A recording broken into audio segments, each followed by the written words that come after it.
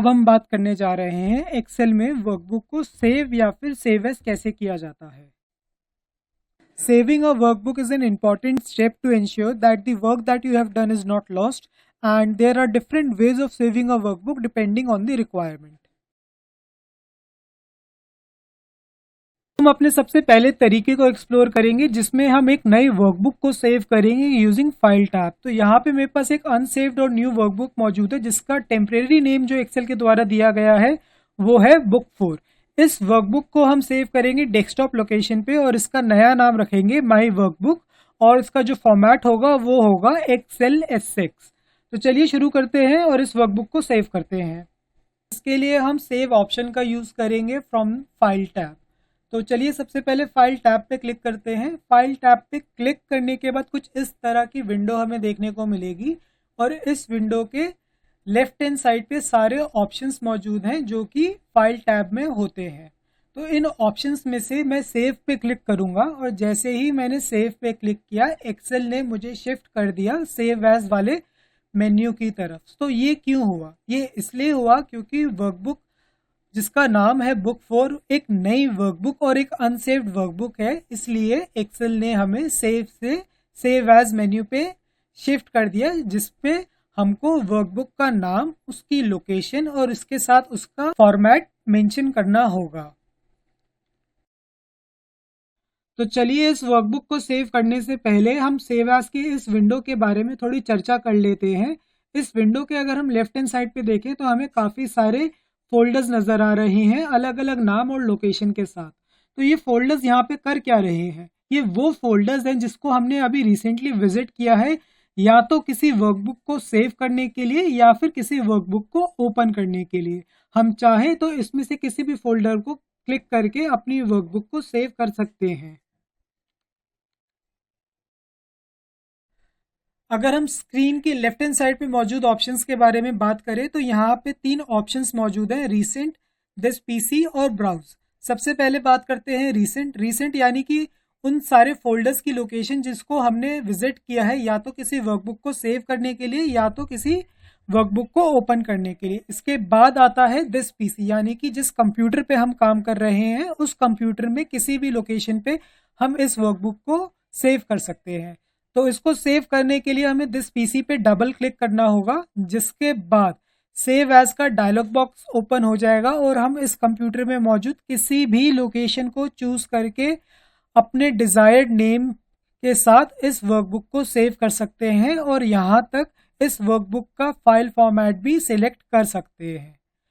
तो चलिए इस वर्कबुक को सेव करते हैं यूजिंग दिस पीसी। तो मैं इस पे डबल क्लिक करूंगा, उसके बाद सेव एज का डायलॉग बॉक्स ओपन होके आएगा। फाइल नेम के कॉरस्पॉन्डिंग टेक्स्ट बॉक्स पे वर्कबुक का नाम डालूंगा जो है माई वर्कबुक। इसके बाद सेव एज टाइप के कॉरस्पॉन्डिंग ड्रॉप डाउन लिस्ट में से मैं कोई सा भी एक एक्सेल के द्वारा दिए गए फॉर्मेट को सिलेक्ट कर सकता हूं। तो मैं इसको एक्सेल S6 फॉर्मेट में सेव करूंगा, तो उसके लिए मैं एक्सेल वर्कबुक को सिलेक्ट करूंगा। उसके बाद अपनी लोकेशन चूज करूंगा जो कि है डेस्कटॉप और सेव बटन पे क्लिक कर दूंगा। जैसे ही मैं सेव बटन पे क्लिक करूंगा जो मेरी वर्कबुक है वो उस लोकेशन पे उस डिजायर्ड फाइल टाइप और नेम के साथ सेव हो जाएगी। तो देख सकते हैं टॉप पे जहां पे पहले लिखा हुआ आ रहा था बुक 4, अब लिखा हुआ आ रहा है माई वर्कबुक।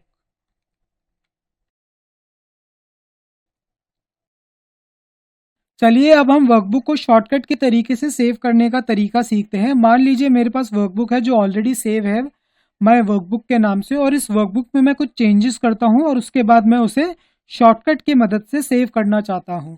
तो इसके लिए सबसे पहले तो मैं इस वर्कबुक में डेटा एंटर करूंगा। मैं रैंडमली कोई भी डेटा एंटर कर रहा हूँ।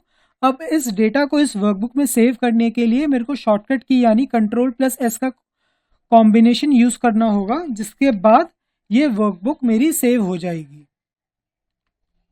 अब इस वर्कबुक को बंद करके हम दोबारा से ओपन करते हैं और देखते हैं कि क्या हमारा चेंजेस सेव हुए हैं कि नहीं। लीजिए जो चेंजेस हमने सेव किए थे वो सब सेव हो चुके हैं।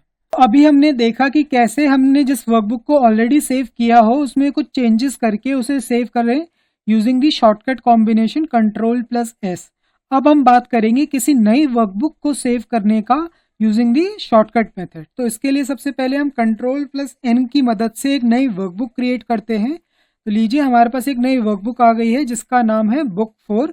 अब इस वर्कबुक को हम सेव करेंगे यूजिंग शॉर्टकट Ctrl+S। तो जैसे ही मैं Ctrl+S का शॉर्टकट अपने कीबोर्ड पे हिट करूंगा तो एक्सेल हमें ऑटोमेटिकली सेव एज मेन्यू की तरफ पुश कर देगा। इसके बाद हम दिस पीसी पे डबल क्लिक करके या फिर ब्राउज पे सिंगल क्लिक करके सेव एज के डायलॉग बॉक्स को ओपन कर सकते हैं और उसके बाद अपनी डिजायर्ड लोकेशन और अपनी वर्कबुक का डिजायर्ड नाम सिलेक्ट करके उस वर्कबुक को वहां पे सेव कर सकते हैं।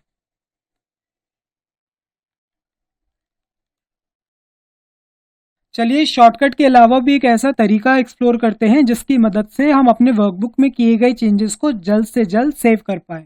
वो तरीका है टाइटल बार में मौजूद सेव आइकन। इस तरीके को परखने के लिए हम अपनी वर्कबुक में चेंजेस करते हैं। जैसे कि हम अपने वर्कबुक में कुछ डेटा को एंटर करते हैं, तो ये रैंडमली हमने कोई भी डेटा एंटर कर लिया है। अब इस डेटा को माय वर्कबुक के अंदर सेव करते हैं using the icon available in the title bar. तो इसके लिए हमें टाइटल बार के टॉप लेफ्ट हैंड साइड पे जाना होगा और स्क्रीन के टॉप लेफ्ट हैंड साइड पे हम देख पा रहे हैं सेव का आइकन बना हुआ है। जैसे ही मैं इस आइकन पे क्लिक करूंगा मेरे द्वारा इस वर्कबुक में किए गए चेंजेस सेव हो चुके होंगे। तो चलिए इस वर्कबुक को बंद करके एक बार दोबारा से खोलते हैं और देखते हैं क्या हमारे चेंजेस सेव हुए हैं कि नहीं। तो लीजिए वर्कबुक में किए गए चेंजेस सक्सेसफुली सेव हो चुके हैं। ये तो हमने बात की टाइटल बार में मौजूद सेव आइकन की मदद से किसी एग्जिस्टिंग वर्कबुक में डेटा को सेव करने के लिए। अब मान लीजिए हमारे पास एक नई वर्कबुक है जिसको हम क्रिएट करेंगे यूजिंग शॉर्टकट Ctrl+N।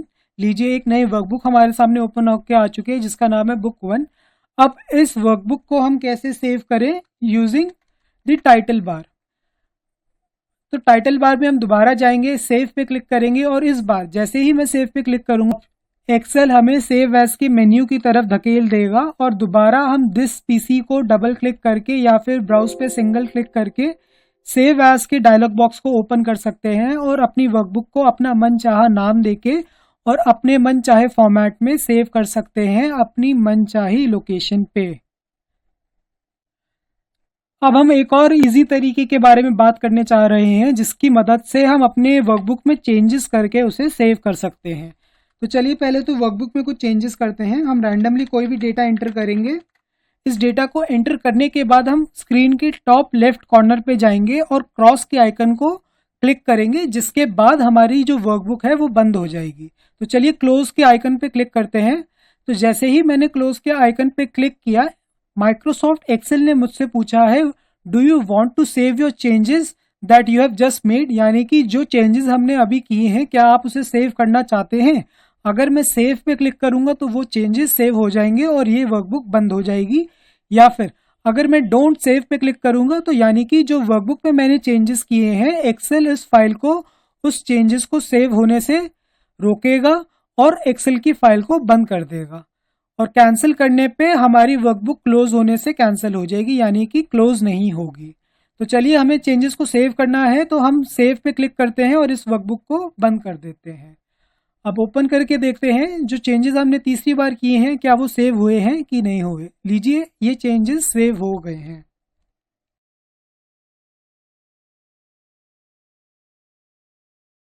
तो चलिए अब सीखते हैं कैसे हम अपनी वर्कबुक को एक दूसरे फॉर्मेट में सेव कर सकते हैं using the save as command. कभी कभी हमें ज़रूरत होती है कि हम अपनी वर्कबुक को किसी दूसरे फॉर्मेट में सेव करें जैसे कि CSV या फिर मैक्रो एनेबल्ड फाइल। इसके अलावा भी हमारे पास कई फॉर्मेट्स मौजूद हैं जिसमें हम अपनी फाइल को सेव कर सकते हैं। चलिए इस वर्कबुक को सेव करते हैं एक दूसरे फॉर्मेट में और सेव एज के तरीके को समझते हैं। तो इस वर्कबुक में मैं एक कोड एंटर करने जा रहा हूं जो तब डिस्प्ले होगा जब हम इस वर्कबुक को ओपन करेंगे। तो चलिए जल्दी से इस वर्कबुक में पहले कोड एंटर करते हैं। तो ये मैंने अपना कोड एंटर किया। इसके बाद अब मैं सेव एज की मदद से इस वर्कबुक को एक सेपरेट फाइल फॉर्मेट में सेव करूंगा जो कि होगा मैक्रो एनेबल्ड फॉर्मेट। तो इसके लिए मुझे फाइल टैब में जाना होगा। इसके बाद सेव एज पे क्लिक करना होगा और दिस पीसी या ब्राउज में से किसी भी एक ऑप्शन पे क्लिक करके सेव एज के डायलॉग बॉक्स को ओपन करना होगा। यहाँ पे मैं वर्कबुक का नाम डाल सकता हूँ फाइल नेम के कॉरस्पॉन्डिंग।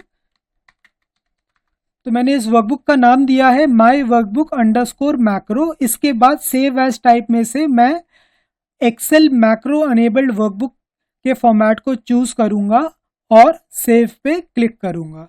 इसके बाद हमारी वर्कबुक एक दूसरे फॉर्मेट में सक्सेसफुली सेव हो जाएगी। जैसे कि सेव करने का शॉर्टकट तरीका होता है Ctrl+S, वैसे ही एक्सेल में सेव एज का शॉर्टकट होता है F12 की को हिट करना। जैसे ही मैं F12 की को हिट करूंगा मेरे पास सेव एज का डायलॉग बॉक्स ओपन हो जाएगा। सेव एज के डायलॉग बॉक्स को दूसरे तरीके से भी हम एक्सेस कर सकते हैं, जो कि है फाइल मेन्यू के थ्रू। तो इसके लिए सबसे पहले हम फाइल की टैब पे क्लिक करेंगे, उसके बाद हम स्क्रॉल डाउन करेंगे और सेव के नीचे सेव एज मौजूद रहता है, इस ऑप्शन पे क्लिक करेंगे और उसके बाद दिस पीसी या ब्राउज में से किसी भी एक पे क्लिक करके सेव एज के डायलॉग बॉक्स को ओपन कर सकते हैं। उसके बाद फाइल नेम, फाइल फॉर्मेट और फाइल की लोकेशन चूज करके उसे सेव कर सकते हैं।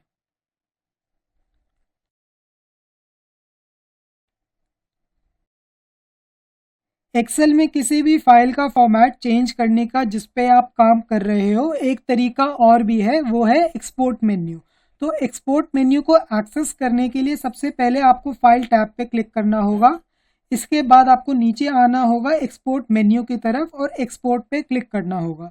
इसके बाद आपके पास दो ऑप्शन आएंगे, क्रिएट PDF/XPS डॉक्यूमेंट या फिर चेंज फाइल टाइप। इसके बाद हम सिलेक्ट करेंगे चेंज फाइल टाइप पे और इसके बाद आप इनमें से किसी भी फाइल फॉर्मेट पे डबल क्लिक करके अपने फाइल फॉर्मेट को चूज कर सकते हैं। अगर आपका फाइल फॉर्मेट इस लिस्ट में ना हो तो आप save as another file type पे डबल क्लिक करके सेव एज का मेन्यू खोल सकते हैं और सेव एज फाइल टाइप के कॉरस्पॉन्डिंग ड्रॉप डाउन लिस्ट में से अपना मन चाहा फाइल फॉर्मेट सिलेक्ट कर सकते हैं।